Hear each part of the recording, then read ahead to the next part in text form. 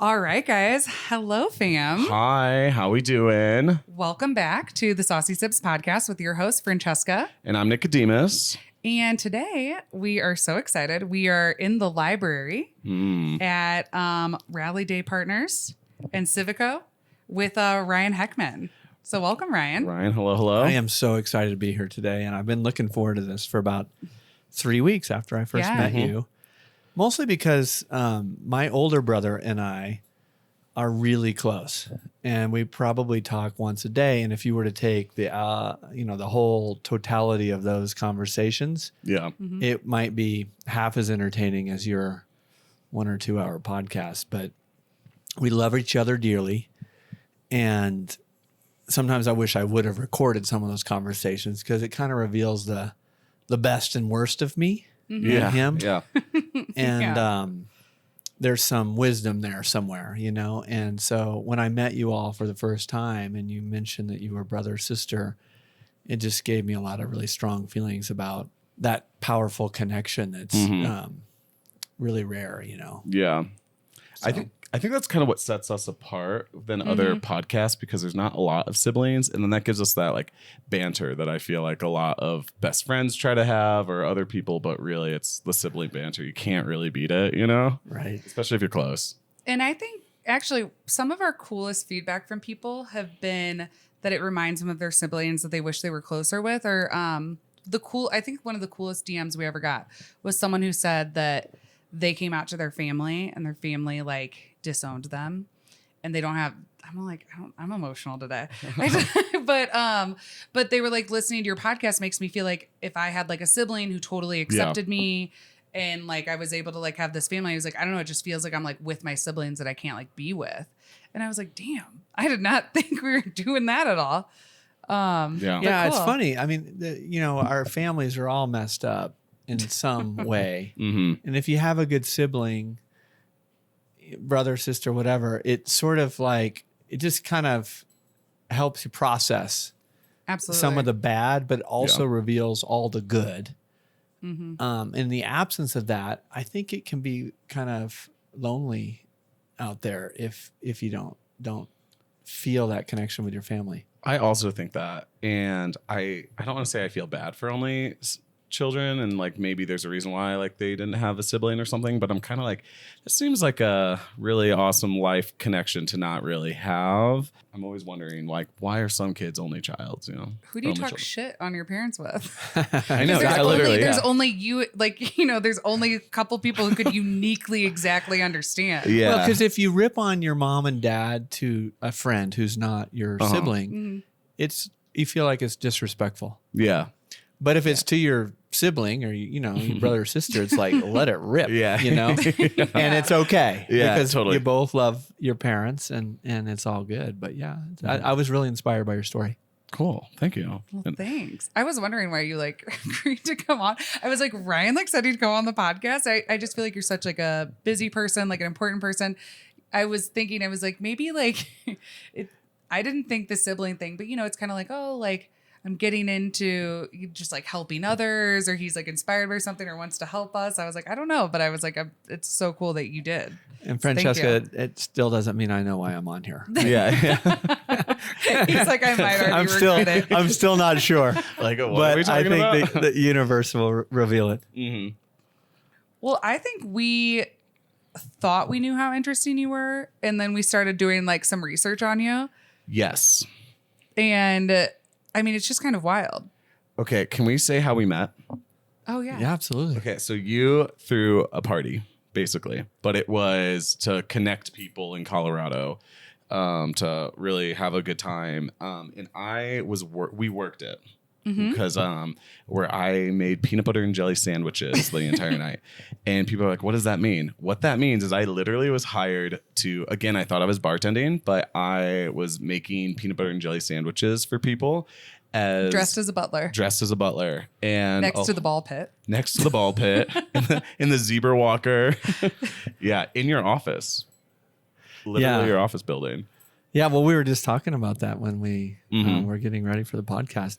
Yeah, so I was on a run one day, and I don't know. I feel a little adolescent right now at this stage of my life, and I feel sometimes, given my profession, that I'm a bit in a straitjacket in the sense that, I manage a lot of capital for some very large institutions. And with that comes the gravity of responsibility that is really healthy and important. But as I've discovered my right brain more and maybe I've become a bit more spiritual, sometimes I just want to go crazy, and I also was an introvert and had really poor self-esteem when I was a kid. And by kid, I mean until I was like 40, but most especially when I was in junior high and high school. So I never really, I didn't attend parties. Oh, okay. And I've always been scared to throw a party because I was scared no one would show up, Yeah. And I've always had that sense of vulnerability. And so as I've gotten a little bit older, I was on this run and I just had this idea. I'm going to throw a party to celebrate that sense of vulnerability that is usually part of being an artist more than in my line of work. And so then I thought, well, how cool would it be if we brought all the nerdy business guys and gals together with the artisans of our community and celebrated kind of that intersection in a super positive way, and then give all the money to the Museum of Contemporary Art, where I've volunteered for a number of years, particularly for their teen programs, which is called the Failure Lab, which I freaking love the name of that because we're not taught to fail as kids in this country, at least. And so that was my idea, and I was running for like 45 minutes. So I picked up the phone when I got done with the run and put together this party, and I think we had about 450 people there. Yeah. And it was supposed to be capped at 250. I was working the door. It was a fire code, Francesca. Yeah. So they were like, our friend Paul, who is how we met Ryan through, he's like, all right, well, listen, like the building's like the fire code is like 250, but like if they're friends with Ryan, they can come in. You just have to like, I basically had to like suss out if they really were your friend. Obviously, if they knew your name, they were fine. But some people would be like, oh, yeah, like we're here for the party. And I was like, what party? And they'd be like, oh, and you could tell like they had just walked by because it looked amazing. Yeah. And they wanted to come in, but it was like under strict. But yeah, I don't know how we went a little over. For sure. Well, the peanut butter and jelly, Nick, was because but the budget for this thing was like, what happened was it was like a Christmas tree, and I just kept putting ornaments on it. I kept saying, well, what if we had this? And what if we had that? And it was a start to the new year, And so I was probably a little bit intoxicated with the idea. And then when we got to the food and beverage budget, I was like, oh my gosh, like I don't have enough money. And so my favorite meal is peanut butter and jelly sandwiches with Cheetos. And so they said, well, let's just do that. And I was like, this is great. So I'm sorry that was your station where your hands all orange with the Cheeto dust. Hold up. Yeah, no. Don't apologize. You don't even know about Don't this. apologize. Yeah. Okay. He really Let me tell you about this. I actually love peanut butter and jelly sandwiches. It's one of my... He eats 1 to 2 a day. Maybe not 2, but like I have had 2, you know? I have about 1 a day. It's one of my favorite foods. Absolutely love it. So when I got placed there, it's like, honestly, I'm kind of the perfect person for this. Like, not to be weird, but like, I know a lot about peanut butter and jelly. And so I had so much fun because as I was making it, I would kind of ask people almost like I was like a New Orleans psychic, like, okay, so crunchy or creamy? And I'd be like, you want crunchy? But some people were kind of drunk and they're like, oh my God, how did you know I wanted creamy? And I'm like, but there's really only 2, you know? So I had so much fun with it. And I got into like a lot of, really awesome conversations with people. Well, because you're also like a secret astrologer. Yeah, so I'm he started really like a bit of an astrologer. That's the Virgo in you, and people would be like, "How'd you know I was a Virgo?" You know, and like, but no, I had so much fun, and that station was just so perfect. And people were loving it. Everyone forgets how much they like peanut butter and jelly sandwiches, unless you're you and I, who know as adults that it's still a perfectly acceptable meal. Yeah. That and chocolate milk, you know. Chocolate milk. Wait, and so we show up like and again, Nick thought I was bartending, and then Paul's like, "Oh, you're gonna be doing the peanut butter and jellies." Nick's like, "You have no idea, this is perfect." Yeah. And then you had Capri Suns. Yeah. And so we just thought it was kind of crazy because also growing up, my dad worked for Capri Sun. And so we would have like pallets of Capri Sun at the house because we when we were like way younger, our parents didn't have a ton of money. My dad always worked like in food safety. So he got like a lot of like free stuff. I don't know. But we basically ate like the food of his clients. Like we exclusively ate Whoppers for like 6 years. And but Capri Suns, it was fit in. I was like, wow, this is like literally our childhood. Yeah. That's super cool. Well, it was a fun night and So much fun.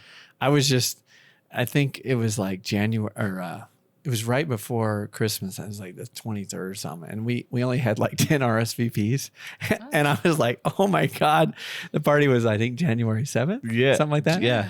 And I was like, oh my God, I've spent all this money and this is going to feel just like I did in high school. And no one's going to be here except for me and Nick with our BB&Js and Capri Suns. And I don't know. I just said, you know, F it, whatever. And it was just so fun. My parents were there. Yes. And most of the pictures on Instagram and such are of my 77-year-old parents just ripping it up, which I had never seen before. So that was super cute too, you know? So I feel like they had a love ball. that. They had a great time. Everyone had a good time. Yeah. It was just like an office building. Like it was so magical, but like in you have a really great office building too. And it was just kind of like, and I was like, who is Ryan? Like, where are we? Like, what? Yeah. Because they turned it into a full circus tent. It looked like a circus tent. Yeah. Yeah. Our vision was to bring the mystique of Cirque du Soleil from the stage and into the party, like at eye length or eye height rather. Yeah.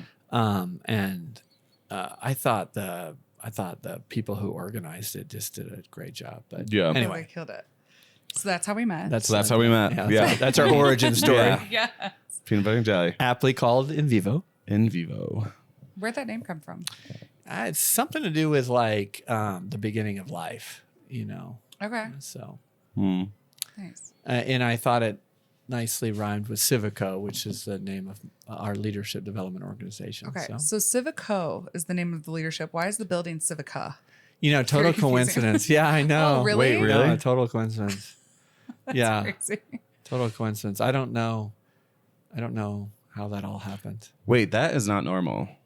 No, that's really crazy because I was trying to think about it. I was like, okay, if the organization is CiviCO, but the building is Civica, is like Civica like the mother, like the feminine of the company? That's kind of where my mind was going. No, I just think it was totally random. Because I've argued with people, not maybe just you, or we've been like, no, it's CiviCO. No, it's CiviCO. I was and then like, we like showed up and we're like, we're like, both right. Yeah. Yeah, so CiviCO is just bringing a civic mentality, which is the original virtue going back to Roman days, and Colorado, which is the co. Oh. And so that's why that organization is called CiviCO. It was actually inspired by Senator Hickenlooper today, but at the time he was Governor Hickenlooper, and he wanted me to build an organization that would bring the nonprofit sector, the private sector, and the public sector together. Yeah.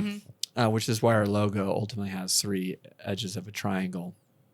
And if we all came together as a community, we could inspire each other to do bigger things, and we could actually activate more impact in our state together than we could individually. So that's the kind of essence of it. And we train and develop about 500 leaders a year. We're in 76 high schools.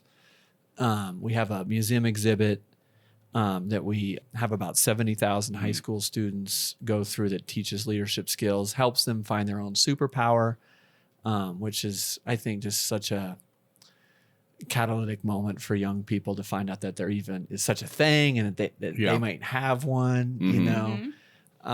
And then we have a variety of other programs that help leaders make their communities better. So that's kind of what I've done for the last, well, it's been 10 years now, kind of as a night job or whatever you call it, not day job. Just moonlighting this entire huge organization. Yeah. I was gonna say, let's get into, like, for the people listening, what you do and how you got there. Will you do the humble brag intro, Francesca, so I don't have to brag about myself? I got it. And by the way, I mean, I'm probably the least, I don't know, celebrity guy you'll have on your podcast, but I do think, No. but I do think I do. Well, I hope anyway. I may not be a celebrity, but I've really explored life as an explorer. Yeah. And I've read a lot and I've learned a lot. And so as I'm turning 50 right now, I want to share as much of that as possible. But I understand, like, I'm not Elon Musk, like. Yeah. I don't think that. I think you're like right up there with kind of just, I don't know, just everything that. Well, let me do the intro. Yeah, because like you said earlier, it's like we thought you were cool and interesting, but the more we learned about you, we were like, okay, what? I'm like the Dos Equis guy. Yeah, the most interesting man in the world. A little bit, absolutely. All right, so that's fine. I'll take it. Correct me if I'm wrong. I'm just going to kind of like go through the bio. So at 15, you started hitchhiking 100 miles away to start skiing on the weekends. And then when you were 16, you decided to leave home. Your parents cut you off, your dad mostly, and then your mom slipped you an Amico gift card. You moved out to the mountains and decided to, if you trained with the Olympic ski team, that you could eventually beat them. Then you made the Olympic ski team, but you guys came in last. But then I want to come back and ask about this. I guess you made a remark on CBS that like kind of you got more press for saying something funny about being last. What was that? I gotta know. Than you did for like if you would have won. I want to get to the good parts before, Yeah, but I'll do it. I know it was cool. I mean, I was only 16 and I was at my first Olympic Games. I was the youngest member of the Olympic contingent in Albertville, France. I was like a kid in a candy store because, I mean, it was the Olympics, for crying out loud. Yeah. I couldn't even watch the 88 Olympic Games because we didn't have television in my house. And my mom and I were cleaning a condo for somebody else. And I got to watch the Olympics on their television in 88. And so 4 years later, I was in the Olympics. So it was just like, I don't know. It was just a big moment for me. And our team, it was a relay team, and I was captain of our team at that age, which is also something that I'm very proud of. And the way the relay teams work is you put your best person at the end. That's kind of the way it works because you want your best competitor to kind of fight for that medal. And so I anchored our relay team to last place, and I got passed by Korea in the arena at the end. And so CBS was there. It wasn't just a comment, Francesca. It was an interview. And the interview was like, are you embarrassed as an American to take last place? Wait, that's kind of... Okay. You're 16 on a live like CBS Live. interview. Yeah. All right. And you just got last place in the Olympics. Yeah. I mean, I had no shame. I said, I'm just surprised that I'm here. And what I'm going to do about this is show that Americans can fight from the bottom and work their way up. And I'm excited about our future. And this will only be a great moment to celebrate when I've accomplished that. And that I'm super proud of my teammates. And I'm also really proud of all the competitors that beat us. And I'm just looking forward, I mean, I said something like, I'm only 16, but I've already had a lot of failures, and this is a really successful failure.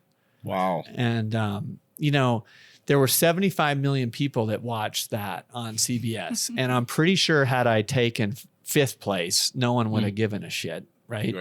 But then I was last place, I was like, okay, like that's something. And I was pretty young and I looked even younger. And so I would imagine that if you were viewing that, a lot of people feel like they've had failures in their lives, and maybe I touched on that a bit, and it was a cool moment, but it was raw, it wasn't like I was like, oh, that was a great interview. I had never even been on TV before, So. I feel like giving a 16-year-old a microphone in front of 75 million people is a horrible idea, but no, that's very wise of you. And I guess that's why people I can't believe that would come out of a 16-year-old's mouth.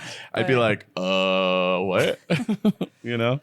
So that happened. Then you keep skiing. You make your second Olympic Games, but you get diagnosed with cancer. I got diagnosed with cancer in September of '93 in preparation you made the team for in December. Yeah. So, yeah, that was horrible. Wow. And look, I mean, there's a lot of people that fight health issues, particularly as we all get older. Yeah. We hear of it more, maybe our parents or, friends or whatever. I think, again, this was a moment where my reaction was so much cooler and so much better than the event. And maybe I would use the word response. I've sort of learned like there's a reaction to something, which is like our default, like I'm scared I have cancer or, whatever. Yeah. A response is maybe a higher level of that where you're maybe a bit more thoughtful. But my response was like, I had a really good life up until then. And we were driving the car to the appointment with the oncologist and just thinking out loud, I was just kind of like, I've always wondered, why have I had such a great life? And maybe this is why.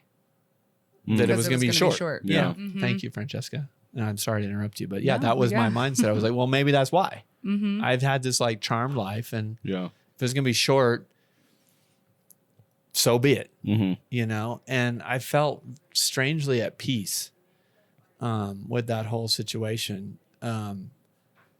I was a little sad because I hadn't been married yet. I hadn't really fallen in love yet. I hadn't been asked to a dance, There were some things that were on my bucket list at 16. Yeah. Actually, I was 18 at that time, but maybe 17. But I battled through that and made the Olympic team the second time under some really tough situation.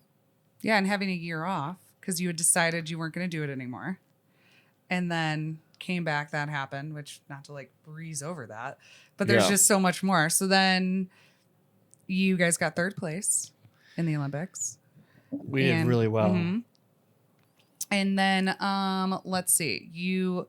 So this part of the story, you were on a flight to Zurich when you met a guy, and then when you got out of college, you just called him for. Oh, I'm skipping a whole part. We're I'm skipping. sorry. No, I know it's go hard. ahead. No, because it's like your story is just so incredible. Then you were going to go to college, but you didn't finish high school or have like a GED. You didn't have an ACT. You didn't have SAT or anything like that. So you tried to get into colleges, and they just wouldn't allow you to because you were just not like formally educated like that because you were skiing. Busy being on the Olympics. Yeah. But then your high school librarian helped you through a back way or kind of pulled some strings to get you into college. And what was that? Like, how did she do that? Well, skiing's a sport that you get really good in your late 20s. And the problem with that is, in this country especially, you can end up like really good, but without a college education and no future. And thankfully, I got through 2 Olympics, and I think I was either 21 or 22. I can't remember which. And, I was feeling really stupid. I hadn't gone to high school, and I was like, okay, I'm going to quit the Olympic thing, and I'm going to go to college, and I'm going to be super successful. Yeah. In part because of the guy I rode on the airplane with, Francesca. So that guy was a big money guy, and I talked to his ear off. His wife was super annoyed. And it was an 8-hour flight. It was from Dulles to Zurich. And I was still skiing competitively at that time. And I was just so intrigued by that work. I was in first class too. So it wasn't like I was like loving on his lifestyle. It just happened that American Airlines was one of our sponsors. So we got to fly with the well-to-do folks. Yeah. But it wasn't the money. It was more, it just felt like something I could be good at and that I would enjoy doing. And so, I was very young at 21, I think I was in my sport. And I decided to quit and go to college. And having been competing in this elite world, I opened up U.S. News and World Report and looked for the best university in the United States. And it was Stanford University. Stanford. Yeah. And I think it changes from time to time. It's maybe Harvard sometimes, but whatever. And so I applied to Stanford with no GED, no ACT, or no SAT. It was a really good essay, if I do say so myself. We were talking about that. One of the biggest things we really like about you and just like also inspires us is just being like delusional. And we use the word delusional in for us a good way. You know, we use it's just who applies to Stanford without, you know, because sometimes delusional things just work out, and the only people delusional enough or crazy enough to think that they're possible are the ones that do them. Yeah, exactly. I think we all like to be with people like that. No, for sure. There's a certain amount of courage we get from those idiots. Yeah. You know? Absolutely. And idiots created our country and they've built our economy and done great things. And I think it's the people who do the coolest, biggest things are really the only ones that were silly enough, crazy enough, delusional enough to really think that they are possible. And they're the ones who like get things done. So it just kind of, it seems like you started out as kind of being like someone at 15 that didn't care what the rules were, didn't care that you lived 100 miles away, didn't care that, you weren't in this industry or didn't have, call it a high school degree, but apply to Stanford. So go on. I mean, I did a LinkedIn post once with a picture of me at the age of, I think I was 13 or 14. I was a clown. That was my first job. Wait, yes. Yeah. I love that. There was a really struggling retail store in my hometown. And I was trying to make some money to go to ski camps, which were really expensive. And my parents would only pay for one a year. And I wanted to go to like 3 a year or 10 a year if I could. And I looked in the classified ads, kind of dating myself, I suppose. But it was an ad for a clown. And the requirements in the ad were, you must be able to do a handstand. And I was like, shit, I can do a handstand. I can do like a roundhouse. I can do like a somersault. Yeah. You know, bring it on, man. And so I went to the interview. I got this job and it was $7 an hour, which to me seemed like a ton of money. Right. And the way I talked about this in the post was like, I was not a clown. I was an Olympic athlete paying for my training. Yeah. And so to talk about delusion, that's healthy delusion. I mean, Absolutely. I didn't give a shit if I was a clown as long as it was in service to, you know, my goals. But I like that notion. Like there's a certain delusion, right? Absolutely. That we all need to walk through the door. A healthy amount of delusion is something we completely live our lives by. That's my It's kind core of everywhere. tenet, you know? Yeah. Except at Stanford University. It doesn't work out every time, and that's okay. No. So I sent I actually went to the post office to send my application in. I'm sure you all have been through this. Maybe when you're dating somebody and you send them a text like, you know, and you're like staring at your phone. Been there. And I was doing that with Stanford University, and I got like a cease and desist order from them. It wasn't like no. Respectfully, declined. Yeah. Yeah. And what's the next line typically? We're going to keep your Your application on file. Just in case something changes. Yeah. Like that. Yeah. So I was looking for that paragraph. Yeah. It wasn't there. And I was like, well, that sucks. Like, and don't come to, P.S. don't come to California. We don't, you know. And so then I applied to our state school, University of Colorado, and got denied there too. Maybe not as swiftly or rudely, but still it was like, just no. And I was like, no. Just no. Like, is there like a remediation program I can do? Is there some back door somewhere in Boulder? Yeah. You know, there's always a way. And I know that's what you were looking for. It's like, hold up. It's got to be an angle, right? Yeah. And the angle was just the grace of God, I guess. You know, my librarian of the high school went down and got me into college. I was on probation for 2 years and then, you know, ultimately graduated, blah, blah, blah. But Funny enough, the admissions counselor at CU I took to dinner last year. His name is Kevin. He ended up running admissions some years later, a lot of years later. And we just had the greatest time at dinner and laughed about what an idiot I was and how delusional I was, but also how attractive that was to him as an admissions counselor. Because I think this whole delusion thing that we're riffing on here is actually like kind of a thing, you know? I mean, I think people respect a certain amount of that. That's how I got my first, I've moved in and out of New York City, but I got a job at 60 Broad as like director of social media. And I had no business being there. But everybody else had master's degrees and had worked in this industry for years and years. And I literally just applied because I was like, I had just gone through a breakup. And I was like, you know what? If he's going to break up with me, I'm going to go to New York and I'm going to get this high powered job. And like, I'm going to like, whatever. Yeah. So I just like applied. She flew me out actually over a couple bottles of rosé at like a steakhouse. We started chatting and she was like, you know what? Glasses or bottles? Couple bottles. Nice. Yeah, at my interview. New York way. You made her as delusional as you, Francesca. Yes. That's smart. And but she said, she goes, honestly, like the last thing I was doing before this job is I was being a yacht chef. And she goes, you know, I have like a nephew that was doing that and he's just like so smart and can do this. And she heard my story about how I like accidentally became a chef.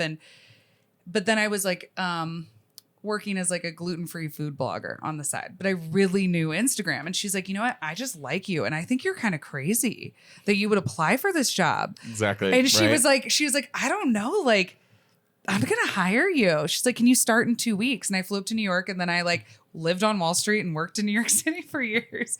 And it was, it was just because I was insane enough. Just to be like, what do you call that, Nick? It's imposter syndrome. Imposter syndrome. Imposter syndrome is when you feel like it's like you're being the opposite of delusional. And it's like, there's no way I'm good enough to do that. Right.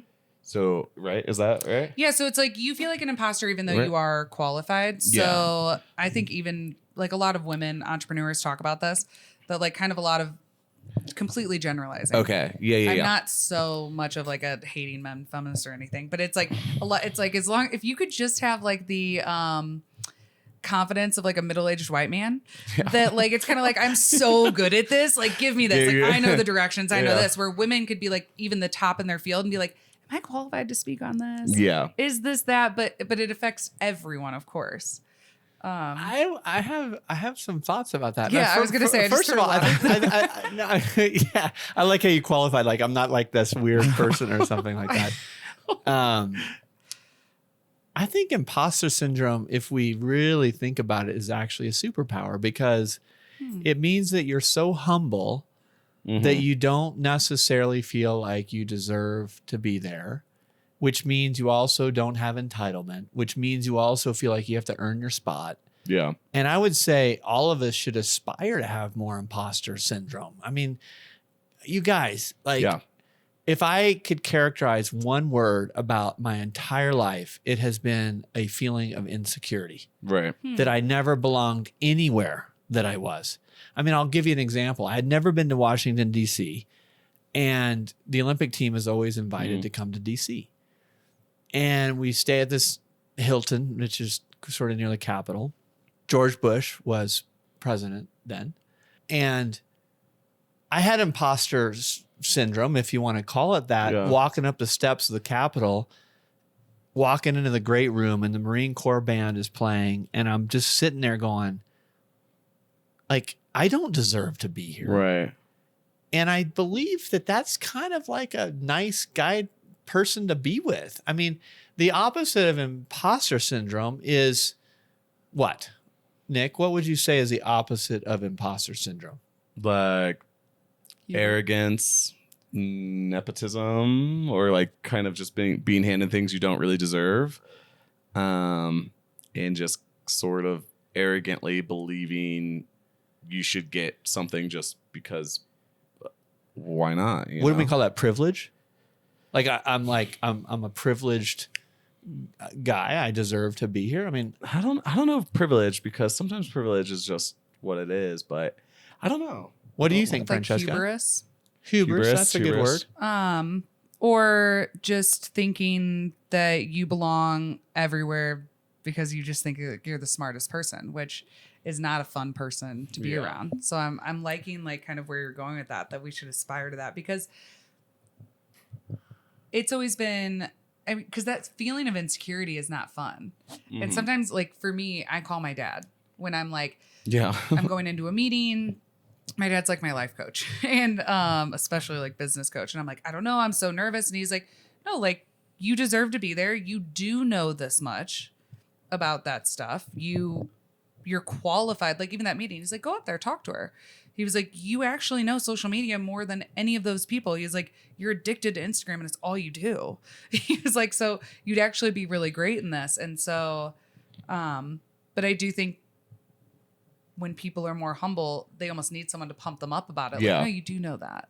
Yeah. I mean, one of the things that I might respond with is when we hire CEOs to run our companies, or we look for founders that we want to back, we look for one thing, and it's aggressive humility. And what we mean by that is someone who has imposter syndrome, the humble part, but is also like super aggressive.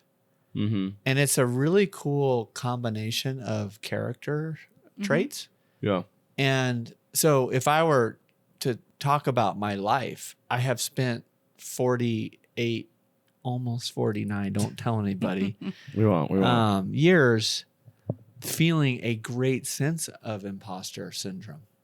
I mean, the way I want it to be on my gravestone is like nothing was above me and nothing was beneath me, meaning I lived in this really uncomfortable place where I don't deserve shit. Yeah. But I'm willing to do the worst things that you can imagine in service to my purpose, but I'm also not afraid to punch above my weight. And both are really uncomfortable to me. Yeah. Mm-hmm. And it's been that way and since I can remember. I've never felt confident ever. Really? That's so fascinating to me, because you seem like you're kind of really, from where I stand, like learning about you, you just seem really successful at almost obviously really everything successful, that yeah. like everything that you do, being on the Olympics and being the captain of the Olympic team, and then getting into college. Like, why wouldn't you be confident? Yeah, well, I mean, you have to tell the rest of the story, because after I got into college, I called, and when I graduated, I called the guy. That you met on the flight. Right. George Gillette is his name, without an E at the end. And I said, I just got done with college. He told me when I get done with college, give you a call and give me a job. And he asked me to meet him at Monday Night Football at the original Mile High Stadium here in Denver. Raiders versus Broncos. We met in the parking lot. And he said, I'll give you a job. How much money do you want to make, you know? And I was really like confused by that question. Or off put, or whatever. Imposter syndrome, big time, Like, is this a trick question? So I thought, like, how much money did my mom and dad make? Yeah. How much? Yeah. And so I said $40,000, and I kind of gave the Austin Powers pinky on my mouth, like, I want to make $40,000. And he said, "How's 37.5?" And I thought to myself for just like a second, like, do I like set like should I go to 39? Is he testing me? I said, all right, that's fine. That sounds good. Let's go. And so I got a job into private equity that way. And just for those of you listening, and maybe for you too, I don't know how familiar you are with this industry, but this industry is like, you've got to have all the boxes checked. I mean, like, including a GED. Yeah. Right? I mean, it's like, I do not belong in this industry. And I was really, I felt privilege in the best sense of that word, that he even would give me a job at any salary. I mean, he could have paid me $1. Yeah. And I would have been really honored. And it's now been 25 years I've been doing private equity. If you look on that wall, we had an article written about us by the Wall Street Journal, which I'm super proud of. I think I read it. No, we don't really subscribe to it. It's the only no, one no, we no, didn't yeah, read. we did read that one. We read your Denver Post. Yeah. You can't even get the Denver Post anymore. Yeah. Did you? That one pulled up. But the Wall Street Journal wanted me to pay $2, and I said, not today, Wall Street Journal. Come on, Francesca. Is that the one? I'm not saying $2 is too much. They wrote an article last week that upset me. So I said, I'm not supporting. Wall Street. That's the one where it was talking about athletes turning into like pretty much just entrepreneurs. That was the abstract of what I got. Yeah, no, that's a good article. Okay. Yeah, no. So, I mean, I've kind of made it.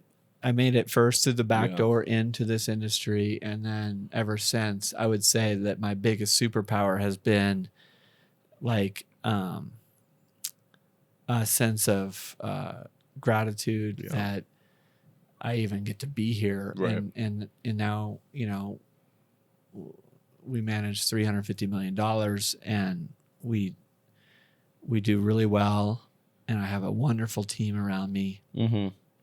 And, you know, it looks really cool. Yeah. But I would say inside this person that you're looking at today is a guy who doesn't feel cool at all. And I think that has something to do with this imposter thing, you know? Yeah.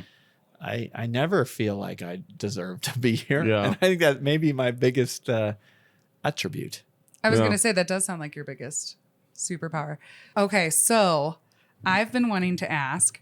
So for all of us who hear about private equity all the time but have no idea, could you give us like a private equity for dummies of what you do and what this whole building is filled with people doing? Because I have no idea. The phrase sounds kind of fake. You know what I mean? Private equity, a little Investment vague. Banker. Yeah.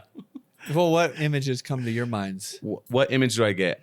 Well, I think of a whole bunch of people in an office building discussing budgets and moving money around to certain different groups of men doing that.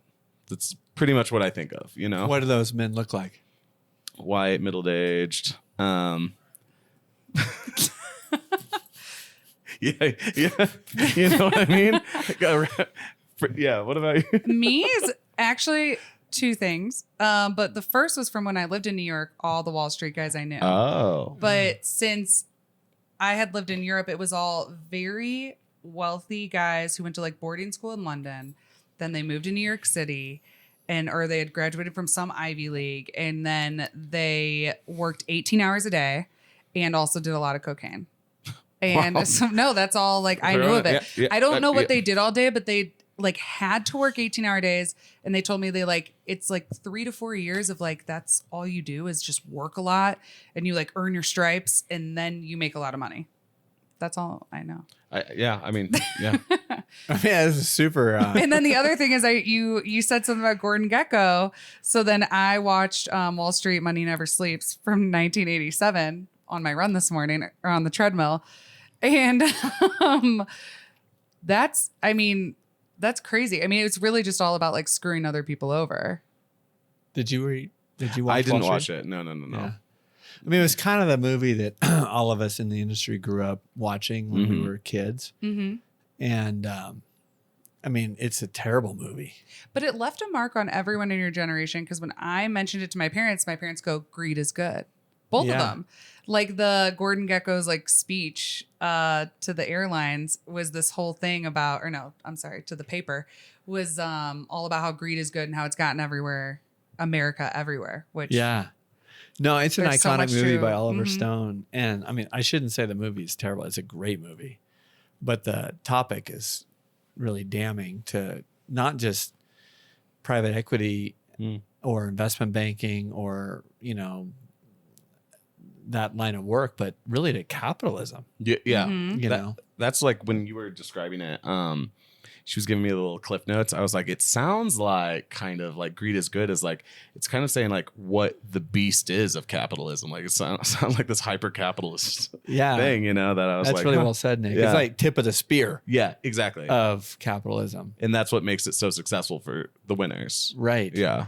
And those winners, I think, Francesca, you personified them really well as well-to-do kids of well-to-do parents, and their parents were probably pretty well-to-do and probably white and like all sorts of privilege. I mean, you know, if we want to use that word. And Gordon Gekko is kind of the star of the show, and you know he's on his big cell phone in 1987, which seems super but cool. like on the beach, I was like, this had to have been so cool. Like when this came out. Yeah, in the Hamptons, you know, and the young fellow named Bud Fox, which is actually the main character of the show. Charlie Sheen. Yeah. Charlie Sheen. Before Where is he Cocaine now, Ruined. by the way? Not great. Um, Kind of the same. yeah. He's just like living it up, right? Yeah. But he has HIV, right? Mm-hmm. Yeah. That's all I know. Yeah. Mhm. Well, I anyway. think he's still living with the strippers. I think he gets part custody. I don't know. But it sounds like cocaine really did a number on Well, his anyway, let's put that aside.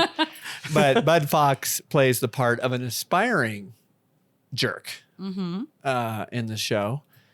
And it's really about the industry that I grew up in.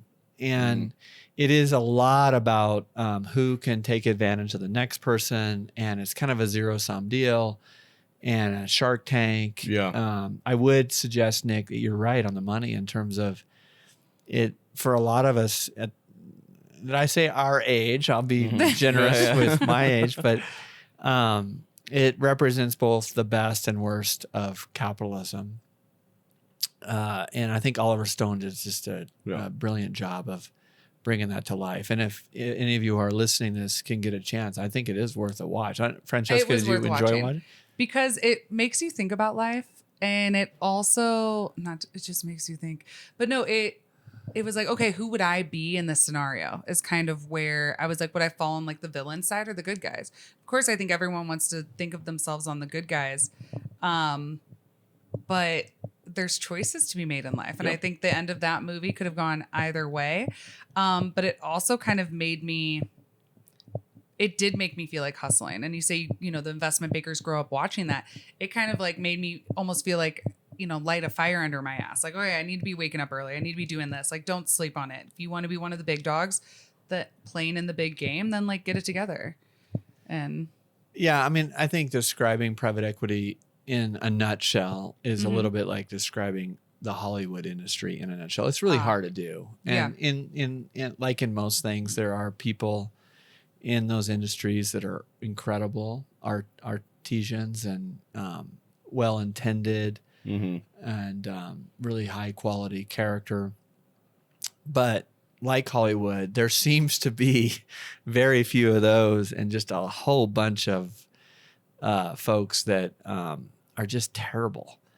And so, you know, as I mentioned earlier in this podcast, you know, I got a job into this industry right from skiing in the Olympics and, you know, kind of thrown to the wolves and through the back door without the Harvard education and without many of the accoutrements that a lot of my peers had. And so I would say, let's just say highly discriminated against, you know, because I didn't, you know, I wasn't born into the industry. I had to earn my way in, and that comes with it a certain, interestingly, tough discrimination, you know? And yet, you know, I look back and I've been doing this for 25 years now. You know, my biggest strength was that I felt like I came in the back door. I felt like I didn't deserve to be here, and I felt like I had to earn it every day. And I still feel like that every single day. And the way our industry is structured basically is that we receive capital commitments from large institutions, whether they be insurance companies, pension plans, ironically, if you want to talk about the other side of capitalism, unions contribute to pension plans, and they invest in private equity guys, to earn money for their members. And then also college endowments and foundations. So college endowments. So private equity works with college endowments. Works for. I didn't even know what a college endowment was until today. I just used to work, or in college, I messed around with like fossil fuel divestment campaigns, and they were big on college endowments. So I guess institutions can have a certain amount of money, and that money is going to be used for things, especially state universities have very large endowments. That just go to make more money. Yeah, and there's a board of regents that use that money to invest in things, but there is an ethical standard for what that money would be invested in, and certain college groups play with what's ethical and what's not. Well, the basic I guess I don't know. mechanics. No, I mean, is that right? It's actually like 95% right, Nick. Okay. Nice. 95%. I will give you the 5. Okay. That will bring us home. Yeah. The reality is that colleges use the money that they collect from donors. They accumulate this money. They invest it with folks like us in our private equity roles. To produce returns that pay for college scholarships and in support of a lot of college programs that end up supporting a lot of DEI objectives. And so it's a funny, I guess, dance or funny fusion of something that on the private equity side appears really unsavory. Yeah. But the use of our talents is actually to support some really good social objectives. For foundations, they get money from donors similarly. They have a mission in their community, whether it be healthcare or serving underprivileged people, or, you name the foundation that we all come to mind. And they collect that money and they give it to us, and they want a return on that money every year to support their mission. So that sounds pretty good. Yeah. Pension plans get money from their members who are members of a union, and they have certain pension benefits that they get after they retire. And our work basically pays for their standard of living or quality of life after they retire and their families. And that seems pretty good. So there's a whole bunch of good in terms of the physics or the function of these relationships. I think for me, what bothered me was just being one of those people that was in my industry that had a blue blazer on and a lanyard at a conference, who was trying to make a buck off of anyone. I mean, that would allow us to make a buck. It was kind of a philosophy of taking from somebody else. And it's highly competitive. And I just found it to be not something I necessarily wanted in my grave, if that makes sense. My mom was a school teacher. My dad was a weatherman, and they would ask me, what do you do for a living? And I gave them the veneer answer, but deep down inside, I wasn't proud I was proud of maybe what I did, but as an industry, I wasn't proud of how we did it, if that makes sense. Or maybe even more why we did it. So did you start out, to go back to the movie, did you start out as like a Bud Fox of just wanting to make it and being kind of dog eat dog, and you really felt like you were taking, and then you had the aha? I mean, maybe a little bit, I felt a little bit like David and Goliath. I grew up humbly, and I wanted to create wealth. I wanted to live the quote unquote American dream. And it was only because I rode on the airplane with that guy and that I had access to the world. But I definitely felt ambitious, and I'm not bashful about that. I think it wasn't until I was maybe like 35 to 40 where I was at this industry conference, and I just looked around the room and I was like, oh my God, look at all these I can say douchebags on your Yeah, show. yeah. You can. We got there's the as much- explicit warning. We're far I'm past that. trying to be good. My partner Nadia is trying to teach me not to use curse words as much, but I don't know any other word that better describes what I saw. It was a whole sea of douchebags. Okay. Mm-hmm.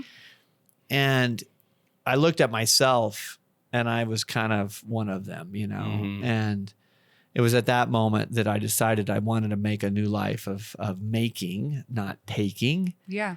And Rallyday Partners, which is our private equity firm, is all about helping entrepreneurs elevate industries, create better products and services for consumers, be a good partner to suppliers, be a great place to work, help people that work with us become better versions of themselves, help people have the best chapters of their careers while they're with us. And it's a higher calling. I think in the end, we probably get to the same goal that our industry is designed to produce. But I feel proud that we're doing it in a way that I feel good about talking about it with my mom, you know, where it's like, okay. So you're majorly the outlier in We your are- industry, that you come from it from those like values.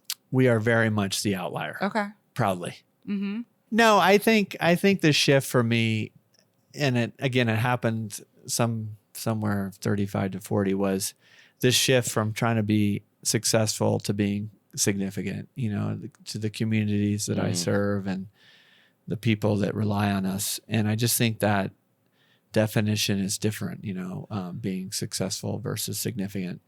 Yeah. Actually, like, drew a triangle on my dry erase board that one triangle was like pre-Ryan, pre-40 Ryan, and then post-40. One triangle was just success, and that was it. And that was all I cared about. And I was in an industry that like willingly, wholly supported that philosophy. Yeah. And then the post-40 Ryan, the triangle is like split into layers. And the bottom layer is all about having an impact and serving some purpose that's bigger than myself. So let's just call that terra firma, the bottom layer. The second one is relationships and working with people, through people, to achieve bigger things than we could, you know, alone. And with a sense of pride and camaraderie. The third layer in that triangle is all about doing it with a sense of integrity, you know, things like honesty, and the how is the next layer. And the top layer is significance and not success. And I think just that shift for me was really important in my life, and why Rallyday exists today. No, for If sure. that makes sense.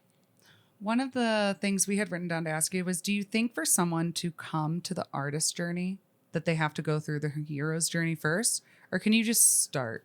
I mean, that's silly to say, like, of course you want to start with a sense of integrity and doing good in the world. But sometimes it's like, I feel like you sort of only hear that after someone who has kind of made it. Because it's really easy to say, like, oh, I wanted to like start this after like you had this level of success. Not to say it in like a rude way, but I think someone starting from the bottom is like, I just need to get somewhere, and it doesn't matter how I get it, but I need to get out of where I am. So maybe my question is, how do you do that, or where do you think you can start, or like your advice for someone? I think that's really healthy. Cynicism or skepticism, or, you know, whatever. I mean, I think that's really healthy, Francesca. You know, and I think we all know people that maybe after they've found success, all of a sudden they want to go do good in the world. Or Yeah. Yeah. do you know people like that, Nick? No, I just feel like a lot of the people that I look up to that really start doing cool things with their success, they always still do kind of come from success first. They get over that hump, and then they kind of start doing more like flowery things, if you will. I think a really good example I can think of is, everyone says, I just want a ton of money so I can have a farm and adopt all the dogs. I've heard so many, like, mostly girls like say that. And I'm like, you could literally like do that now and somehow like turn it into something successful. But it's like, it's very interesting to me that I hear so much that people like want to make so much money so they can change the world or do good. But that only seems to come after they've reached a certain level of success in their mind. Yeah, I mean, I can't argue with that. I mean, I think there is a certain economic freedom that wealth does give people.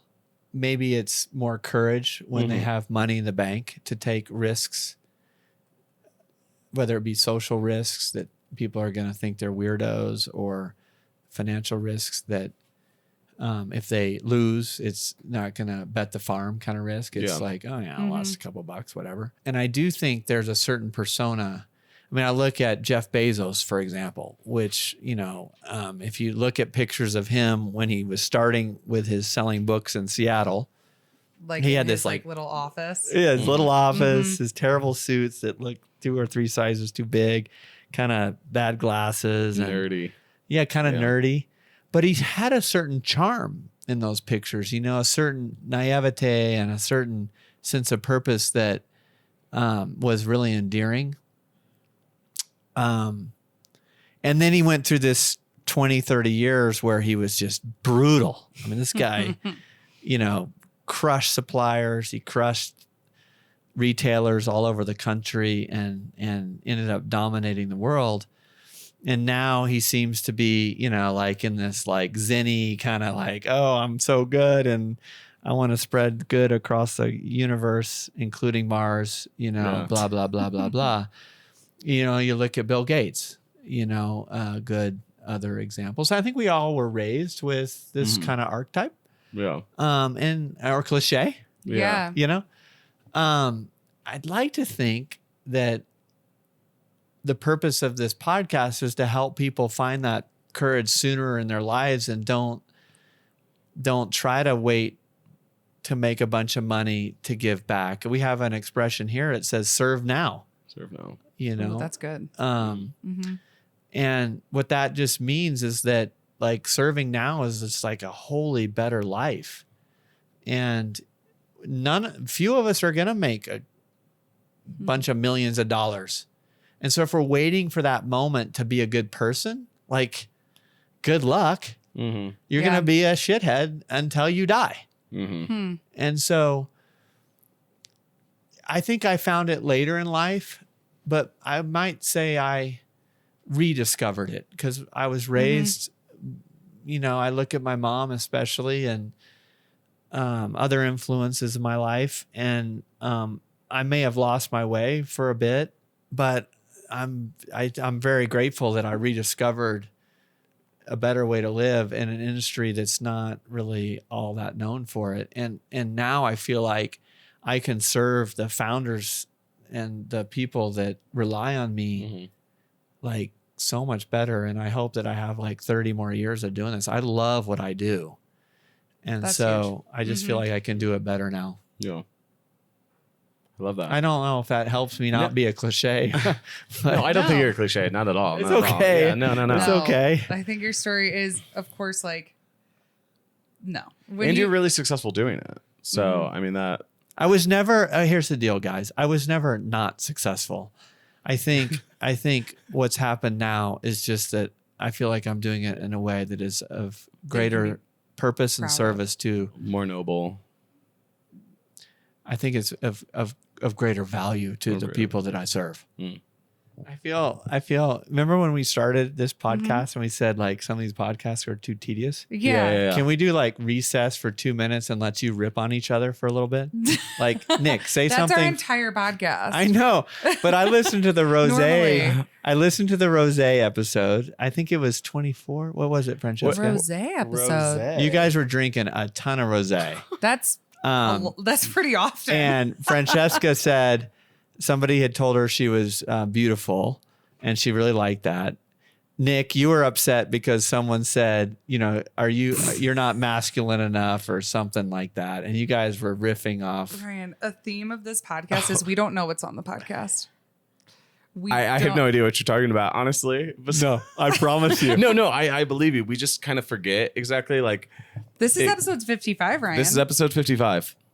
If you say Francesca was drinking rosé, that's not very. That's Tina every episodes, night. you know. It's absolutely But actually, right now. there were a few episodes this summer that it was just you and I, and we ended up drinking a little bit more than we would on the podcast. But they were kind of hilarious. This particular episode, Francesca said, Nick, every time you get into an uncomfortable conversation, you bring up that you're gay. Yeah. And that was like her poke. Yeah. And I was just fascinated. And I freaking loved I brought up that you were gay right on the nose. Sis, Okay. like, sometimes, like, when you just need to make conversation with people and the conversation's not flowing, like I've noticed that people, especially since I record conversations and I edit conversations, I've realized that certain people, especially us, everyone has like their go-to thing to talk about. Francesca, like if I need help, I'm going to talk about being gay. Let's just start talking about being gay. I don't know. And Francesca's, if I remember correctly, was dogs. Yeah, no, particularly my dog. Her dog. And I actually didn't wear it today, but this is important. I bought matching. No, I took it off for the podcast. I didn't know I was wearing a turtleneck, but I bought my dog and I matching best friend necklaces 2 days ago. What? He's looking at his partner Nadia. Do you have like an animal that you're best friends with? Did you guys just get a puppy? We did. Okay, yeah. Oh, okay. So Nadia's on Nadia. screen. Come in. Yeah, and then we could always move over too. They just got a puppy. We did. Congratulations. His name is Moose. Well, I guess.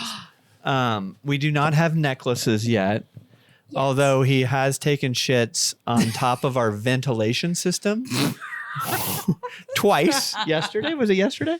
Yeah, some of it seeped through and I didn't tell you. It's a new house too. Yeah. So no, we don't have necklaces just yet, but I have a feeling that Ryan's going to come home with one pretty soon because he's a very cute little puppy that is Ryan adores, and so it's been interesting. No, it's so the necklace is literally half a bone. You know how the friendship necklaces fit together, and it says best friends. So the best friends is broken in half. Aww. I was at a pet boutique in Greenwood Village. They served me champagne, and I'm like walking around, and like literally like the other half like clips onto her necklace or her collar. It's her necklace, and then the other half you wear. And I was like, this is happening. Well, it was funny in this episode that I listened to. You talked about dogs being gay, and Francesca admitted like she really likes it when guests flatter you and say like you're pretty or whatever. No, I never said. You're making things up. No, I think this is episode mouth breathing and slurring. Was I? No. We did drink a lot on it actually. But it wasn't bad. It wasn't bad. Oh no, like, it was that's super probably fun. why we don't remember it. It was super fun, and that's why I thought this podcast was so cool. Because one of my dreams for private equity was to humanize the whole industry. Mm-hmm. Yeah. And humanizing it to us means, for example, we teach leadership training at the bottom of the org chart up as opposed to the top of the org chart down. Yeah. Okay. And that's pretty cool. We like to think that employees that are part of our portfolio companies have an opportunity to have a lot of personal development along with, career advancement. We're really proud of that.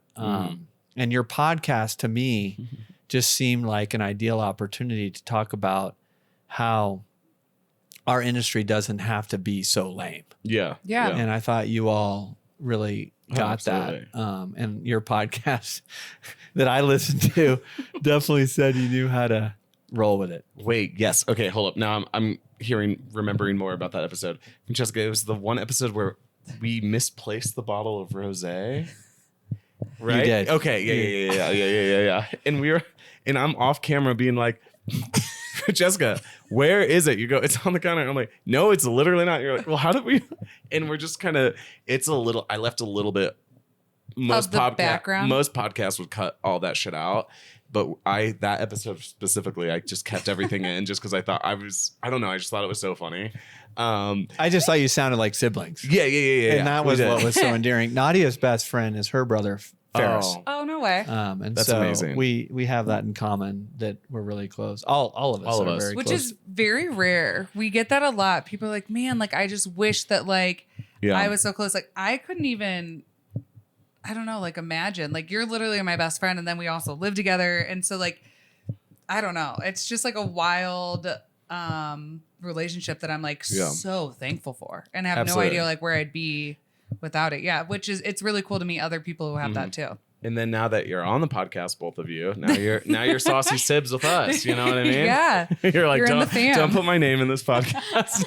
Oh no, we're good. We're good. Nadia is the most important person in my life. Oh, and part of my, I guess, getting better has a lot to do with her, you know, encouraging me to be better. And that translates into my work and, you know, a lot of the stuff that I do in the community.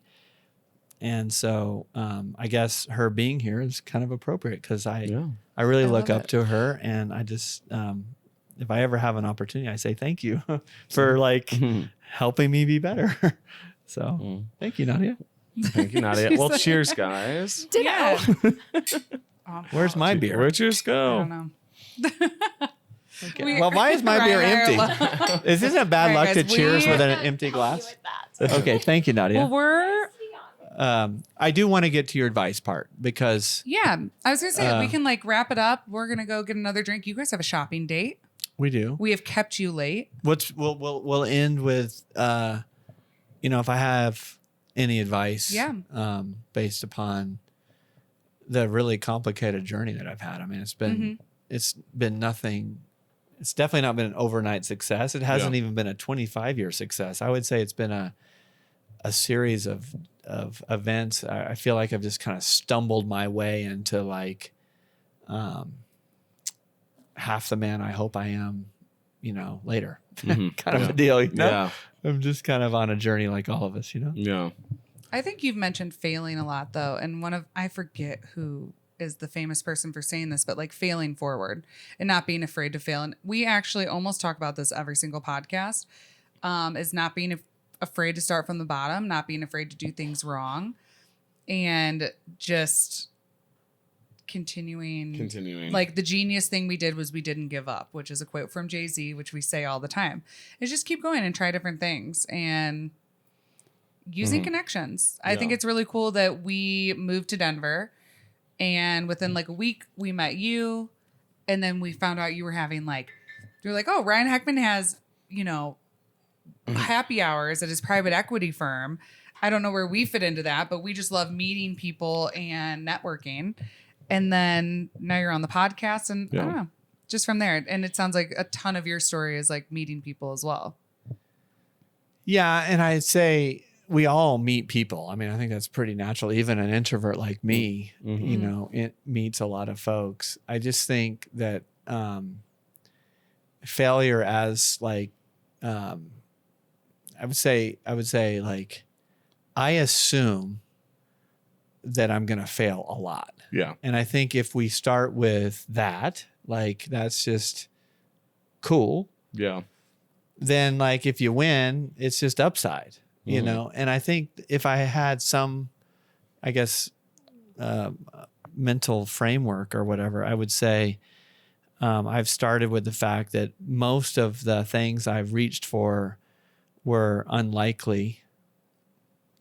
And I've assumed going into those endeavors that I was going to fail. And that kind of takes the pressure off of me. Yeah. And I share my sense of vulnerability relating to that failure openly. And the people that are close to me or afar from me kind of know that what I'm trying to do is like unlikely to be successful. And it kind of takes the pressure off of me and then allows me to reach further. And so I guess if I had advice for people listening on this podcast, it would be like, just assume you're a failure. Like, it's okay. Like, the people that love you will still love you. You'll still wake up tomorrow and everything's good. And there's a shot or a chance that if you take that failure and let it serve your purpose, that, you know, you'll succeed. And along the way, you'll meet people that will be inspired by the fact that you're cool failing and they may try to fail too. And all of a sudden that we all start succeeding together. And I don't think there's anything cooler than, you know, all being very comfortable with failure and success at the same time. I know a lot of really successful people that become dysfunctional. A lot. I mean, most of my peers are like not happy. and we would broadly define them as successful. Interestingly, a lot of people that I know who by definition are not successful seem really much happier to me. Yeah.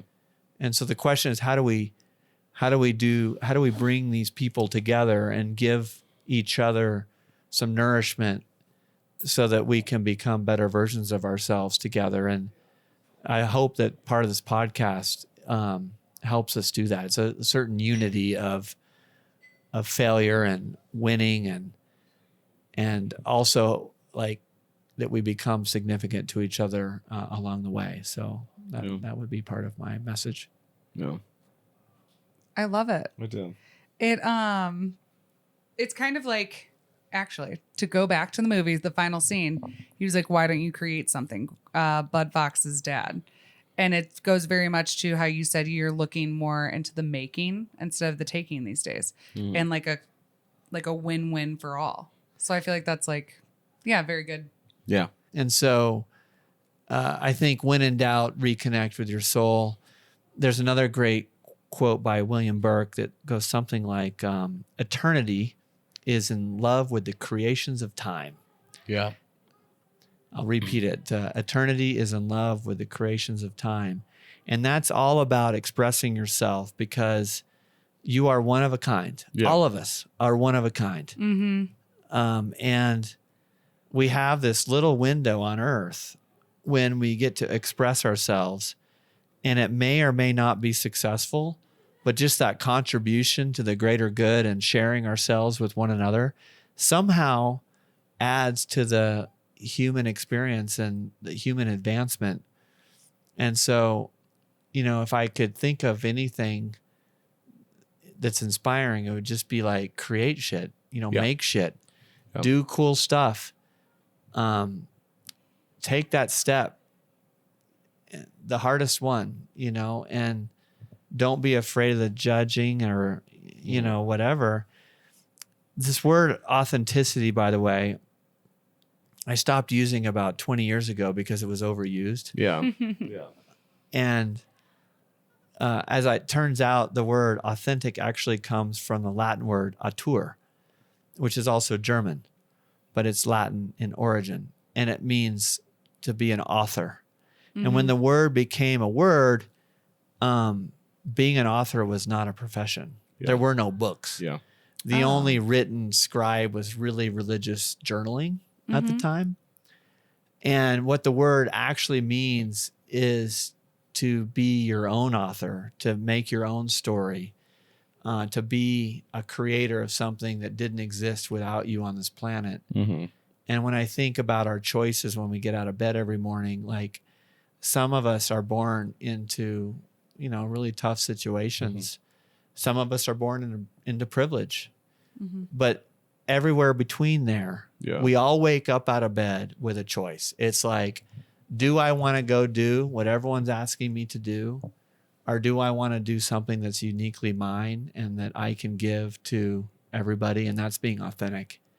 And if there's anything, and I do get teary-eyed, if there's anything about my story, it's that my story has been uniquely authentic. Mm-hmm.